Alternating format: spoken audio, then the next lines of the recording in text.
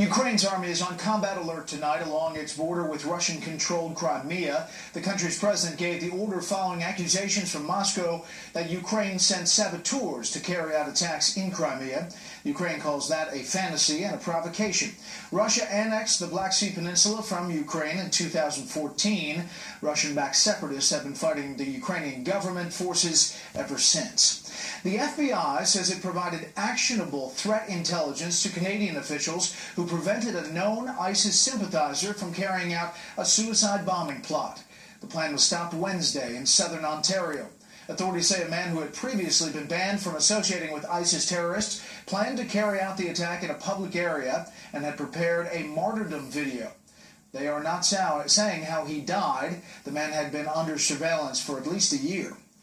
Syrian activists say Russian airstrikes against ISIS have killed at least 20 civilians in the group's de facto capital of Raqqa. Meanwhile, they also say the government used chlorine gas in an attack in Aleppo. And international aid workers say Russia's promised daily 3-hour ceasefire for humanitarian aid there is not nearly good enough. Correspondent John Huddy has the latest tonight from our Middle East newsroom. The 3-hour ceasefire today in Aleppo amounted to just talk. Fighting raged in the city, putting a chokehold on the more than 250,000 people still cut off from food, water, and medical help. 3 hours is indeed not enough. 3 hours is really nothing. We need 48 hours. Syrian rebel forces remain locked in a vicious battle with the Russian-backed Syrian regime for control of Aleppo, once the fractured country's commercial hub, now divided between Bashar al-Assad's military in the west and rebel-controlled areas in the east. Opposition forces gained ground this week, breaking a government siege and capturing a key military base.